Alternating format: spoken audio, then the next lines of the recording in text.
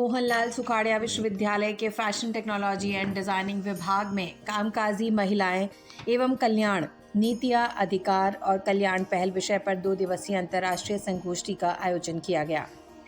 इस संगोष्ठी में France, Italy, Switzerland, Georgia, UAE, Mauritius, Namibia, Chicago और ऑस्ट्रेलिया सहित कई देश के विशेषज्ञों और भारत के विभिन्न राज्यों के शिक्षाविदों ने भाग लिया।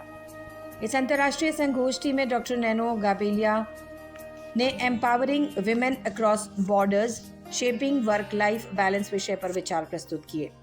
मिस लूनान टॉआ ने welfare policies definition and legal framework पर व्याख्यान दिया, जिसमें कार्यस्थल पर महिला अधिकारों और सुरक्षा पर जोर दिया गया। मिस्टर इरकली एफ्रेमिड्जे ने महिलाओं की व्यावसायिक भागीदारी पर विचार रखे, जबकि डॉक्टर एकाटेरिन सुखाड्जे मेडिकल एक्सपर्ट और स्वास्थ्य ब्लॉगर जॉर्जिया ने new technology for supporting working women and wellbeing पर अपने विचार रखे। सम्मेलन में प्रोफेसर धृति सोलंकी एवं प्रोफेसर शूरवीर भानावत की उपस्थिति रही। विश्वविद्यालय स्तर पर लागू की जा सकने वाली योजनाओं पर चर्चा की। संगोष्ठी में 70 से अधिक प्रतिभागियों ने सक्रिय रूप से भाग लिया और अपने अनुभवों व विचारों को साझा किया।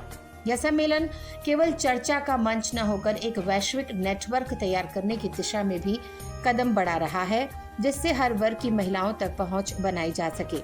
Doctors, house hold workers, boutique owners और अन्य वर्किंग वुमेन के अनुभवों को भी इस मंच का हिस्सा बनाया गया।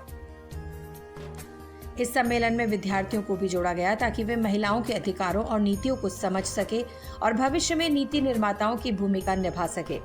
संगोष्ठी के दौरान महिलाओं की समस्याओं और उनके समाधान को वीडियो और इंटरव्यू के माध्यम से गहराई से समझने का प्रयास किया गया। यह संवाद केवल शहरी महिलाओं तक सीमित नहीं रहा, बल्कि ग्रामीण और हाशिए पर खड़ी महिलाओं की समस्याओं और उनके समाधान को भी प्राथमिकता दी गई। संगोष्ठी के निष्कर्षों को एक ठोस नीति मसौदे के रूप में सरकार और नीति निर्माताओं तक पहुंचाने का संकल्प लिया गया। संगोष्ठी में 4 प्रमुख सत्र आयोजित किए गए, जिनमें से कुछ वर्चुअल और कुछ फिजिकल मोड में थे, ताकि दूर दराज के विशेषज्ञ भी इस संवाद का हिस्सा बन सकें। इन सत्रों में महिला वित्तीय स्वतंत्रता और उद्यमिता, कौशल विकास और शिक्षा, कार्यस्थल पर महिला अधिकार और सुरक्षा, लैंगिक समानता और कल्याणकारी नीतियों संबंधित विषयों पर गहन विचार विमर्श हुआ। संगोष्ठी में डॉक्टर श्वेता शर्मा ने कहा कि महिलाओं की भलाई और सशक्तिकरण के लिए केवल सरकारी नीतियों पर निर्भर रहना पर्याप्त नहीं है। सभी क्षेत्रों की महिलाओं की सामूहिक भागीदारी से ही सतत विकास लक्ष्यों को प्राप्त किया जा सकता है। प्रोफेसर विजयलक्ष्मी चौहान ने महिलाओं के समग्र विकास के लिए उच्च शिक्षा संस्थानों की भूमिका पर जोर देते हुए कहा कि महिला सशक्तिकरण को केवल एक सामाजिक विषय न मानकर इसे एक आर्थिक और राजनीतिक एजेंडा भी बनाया जाना चाहिए। उन्होंने विश्वविद्यालय स्तर पर महिला छात्राओं और शोधार्थियों के लिए अधिक अवसर सृजित करने की आवश्यकता बताई। डॉक्टर राजश्री चौधरी, डॉक्टर नीतू परिहार, प्रोफेसर सुमन सिंह, प्रोफेसर नफीसा हातिमी, डॉक्टर प्रीति शर्मा ने विभिन्न सत्रों की अध्यक्षता की। डॉक्टर डॉली मोगरा ने संगोष्ठी का प्रतिवेदन प्रस्तुत करते हुए कहा कि इस सम्मेलन का उद्देश्य महिलाओं की आवाज को सशक्त बनाना है।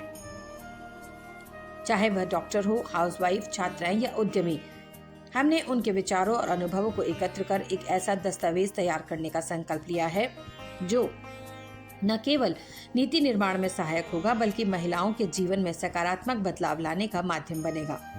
इस संगोष्ठी का संदेश स्पष्ट है। यह मंच महिलाओं के लिए, महिलाओं द्वारा और महिलाओं के साथ एक नए समाज की दिशा में आगे बढ़ने का संकल्प है। सभी प्रतिभागियों ने मिलकर इस सम्मेलन को सफल बनाने का संकल्प लिया और महिलाओं की भलाई के लिए सामूहिक प्रयास जारी रखने की प्रतिबद्धता जताई। संगोष्ठी में डॉक्टर शैलेंद्र मौर्य ने धन्यवाद प्रस्तुत किया। अनु जैन, रेखा पुरोहित और डॉक्टर ममता कावड़िया ने अपने विचार प्रस्तुत किए। वर्किंग वुमेन एंड वेलबींग पर जो इंटरनेशनल सेमिनार आपने कॉन्फ्रेंस से करवाई है, उसके बारे में आप क्या कहना चाहेंगे? 2 दिन की ये जो कॉन्फ्रेंस है, अंतर्राष्ट्रीय जो कॉन्फ्रेंस थी, बहुत ही सफलतापूर्व इसका आयोजन रहा है।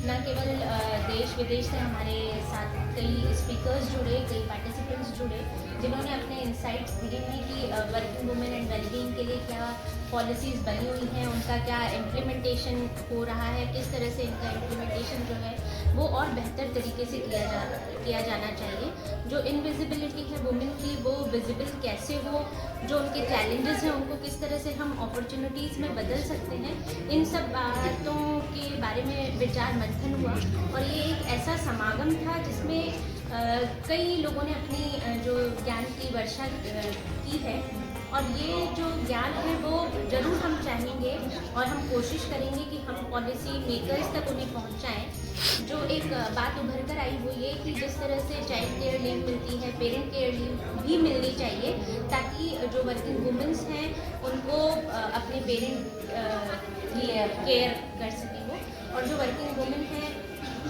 उनको वर्किंग वुमेन के साथ साथ जो वर्किंग मैन हैं उन दोनों को पेरेंट केयर लीव मिलनी चाहिए। ये एक मुद्दा सामने आया और जो जेंडर डिफरेंसेस की बात थी वो अब थोड़ी कम होती जा रही है। लोग इक्वालिटी की बात करने लग गए हैं और ये भी मानने लगी हैं महिलाएं कि हम समान काम करते हैं तो हमें समान वेतन मिलना चाहिए, और ये इंडिया में हो भी रहा है। और इस बात को जो हमारे फॉरेन डेलीगेट्स जो हमारे साथ जुड़े थे उन्होंने स्वीकारा भी है कि इंडिया में महिलाओं के लिए बेहतर कंडीशंस अवेलेबल हैं।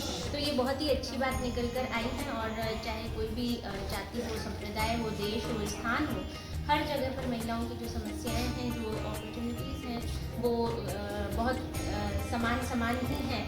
सिर्फ बात यह है कि किसमें कितना जज्बा है और कौन कितना आगे निकलता है, उससे हम ये परिभाषित करते हैं कि कौन महिला जो है वो एक सफल उद्यमी बनती है या सफल एंटरप्रेन्योर बनती है, सफल